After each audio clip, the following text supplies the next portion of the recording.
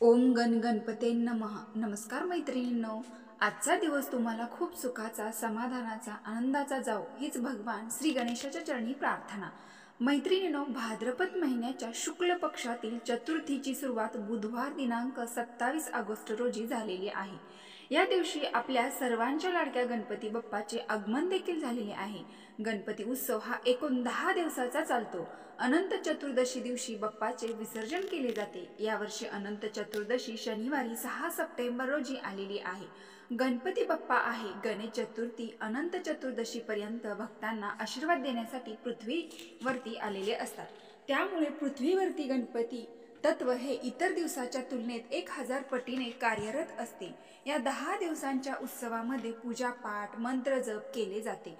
अनंत चतुर्दशी हा उत्सवाचा शेवटचा आणि महत्त्वाचा दिवस मानला जातो. अनंत चतुर्दशीला काही लोक घरामध्ये अनंतांची देखील पूजा करत असतात. धार्मिक दृष्टीने गणेश चतुर्थीपासून ते अनंत चतुर्दशीपर्यंत हे दिवस अत्यंत महत्त्वाचे मानले जातात. त्यामुळे या दिवसामध्ये काही प्रभावी उपाय आणि सेवा सुद्धा केल्या जातात. आज व्हिडिओमध्ये मी तुम्हाला एक अतिशय प्रभावी असा उपाय सांगणार आहे. अनंत चतुर्दशी पर्यंत कधीही गणपतीच्या कानात बोला हे 2 शब्द. बोलताच इच्छा 1 दिवसात पूर्ण होईल. आयुष्याचं सोनं हे झाल्याशिवाय राहणार नाही. तुमच्या मनातील कितीही कठीणातील कठीण इच्छा बाप्पा नक्कीच पूर्ण करतील. तुमच्या कुटुंबाची भरभरून प्रगती होईल. असे कोणते 2 शब्द आहेत जे तुम्हाला गणपतीच्या कानात बोलायचे आहेत? कोणत्या वेळेत हा उपाय करायचा आहे त्याबद्दलची संपूर्ण माहिती आज या व्हिडिओमध्ये मी तुमच्यासोबत शेअर करणार आहे. त्यामुळे तुम्ही हा व्हिडिओ स्किप न करता शेवटपर्यंत नक्की पहा. आज या व्हिडिओमध्ये मी तुम्हाला जो उपाय सांगणार आहे तर हा उपाय तुम्ही अनंत चतुर्दशीपर्यंत कधीही करू शकता. जर तुमच्या घरातल्या गणपती बाप्पांचं विसर्जन हे 1.5 दिवसामध्ये, 3 दिवसामध्ये किंवा 5 दिवसामध्ये कधीही केले जात असेल तरीही तुम्ही हा उपाय करू शकता. तरी तुमच्या घरातल्या गणपती बाप्पांचं विसर्जन तुम्ही केलं असेल तरीही, कारण आपल्या सर्वांच्या देवघरामध्ये गणपती बाप्पांची मूर्तीही असते आणि त्यामध्ये सुद्धा गणेश तत्व हे खूप जास्त प्रमाणात असते. म्हणून तुम्ही तिथे हा उपाय केला तरीही चालेल. त्याचबरोबर ज्याच्या घरामध्ये गणपती बाप्पाची स्थापना केली जात नाही, म्हणजेच गणपती बाप्पा बसवले जात नाहीत, त्यांनी सुद्धा हा उपाय जो आहे तर तो करायचा आहे. अर्थात प्रत्येक जण हा उपाय जो आहे तर तो करू शकतो. धार्मिक मान्यतेनुसार गणेश चतुर्थीपासून ते अनंत चतुर्दशीपर्यंत गणपती बाप्पा हे स्वतः भक्तांना आशीर्वाद देण्यासाठी पृथ्वीवरती आलेले असतात. त्यामुळे या काळामध्ये आपण जे काही उपाय करतो, ज्या काही सेवा करतो तर त्या खूप प्रभावी ठरत असतात. बाप्पा त्या उपायांचा आपल्या भक्तांना शीघ्र फळ देत असतात आणि म्हणून प्रत्येकाने हा जो उपाय आहे तर हा आवर्जून करायचा आहे. व्हिडिओमध्ये मी तुम्हाला 2 उपाय सांगणार आहे आणि हे दोन्ही उपाय तुम्हाला सकाळ, संध्याकाळ किंवा दुपारी जेव्हा केव्हा तुम्हाला शक्य होईल तेव्हा तुम्हाला हे उपाय जे आहेत तर ते करायचे आहेत. गणपतीचे धार्मिक महत्त्व हे एक विघ्नहर्ता देव म्हणून आहे, जो अडथळे, संकटे दूर करतो आणि शुभता प्रत्येक घराघरात आणत असतो. तो बुद्धी आणि शहाणपणाचा देव देखील आहे.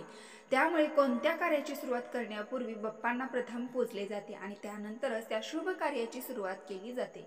गणेश चतुर्थीचा जो दिवस आहे तर हा गणपतीच्या जन्माचा दिवस मानला जातो आणि म्हणून जर आपण या काळामध्ये काही उपाय इतर केलेत, आपल्या घरात सुख, समृद्धी आहे तर ती येत असते. आपल्या घरातील जीवनातील सर्व अडथळे हे देखील दूर होतात आणि आपल्या कुटुंबाची जी प्रगती आहे तर ती होत असते.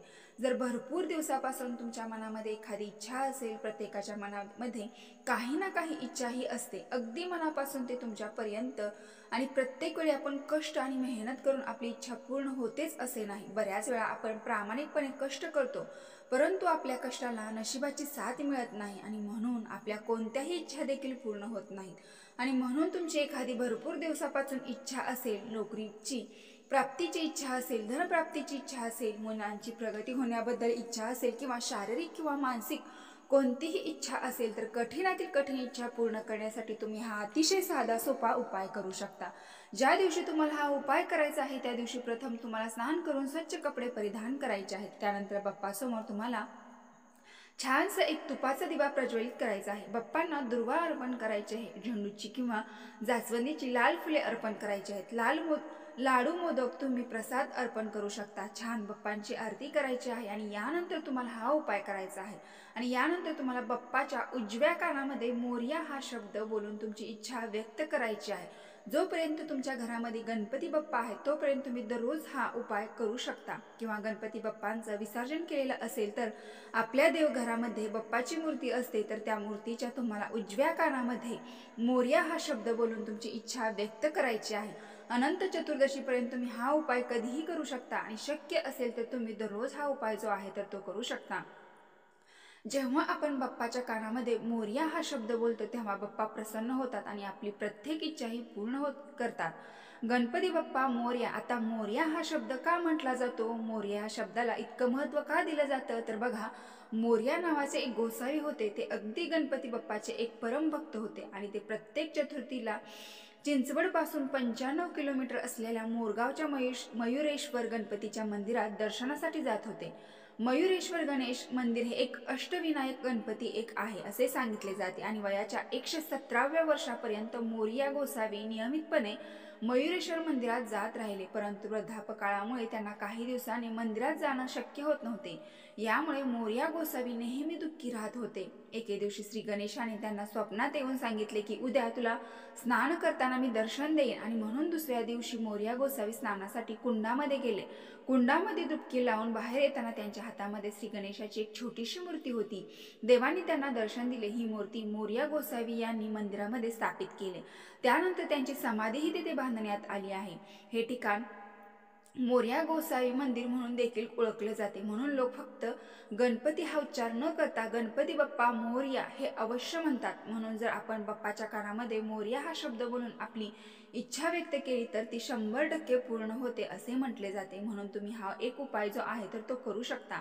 त्याचबरोबर पुढचा उपाय जो आहे तर तो तुम्ही तुमच्या मुलांसाठी करू शकता। जर तुमची मुलं अभ्यासामध्ये मन लागत नसेल, काही अभ्यास करतात ते त्यांच्या लक्षात राहत नसेल, कोणतीही गोष्ट तुमच्या लक्षात राहत नसेल किंवा तुमची मुलं खूप हट्टीपणा करत असेल, सांगितलेली कोणतीही गोष्ट ऐकत नसेल, मुलं निर्व्यसनी निघाली असेल किंवा मोठी मुलं आहेत, शिकलेली आहेत, परंतु मनासारखी नोकरी मिळत नाही किंवा तुमचा एखादा छोटा मोठा उद्योग व्यवसाय आहे तो व्यवस्थित चालत नाही, मनासारखी नोकरी मिळत नाही किंवा नोकरीमध्ये प्रमोशन होत नाही किंवा तुमच्या आयुष्यामध्ये इतर काही अडचणी आहेत, प्रयत्न करूनही त्या अडचणी दूर होत नसतील तर तुम्हाला हा पुढचा उपाय जो आहे तर तो करायचा आहे। हा उपाय करण्यासाठी तुम्हाला 5 हिरवी वेलची घ्यायची आहे।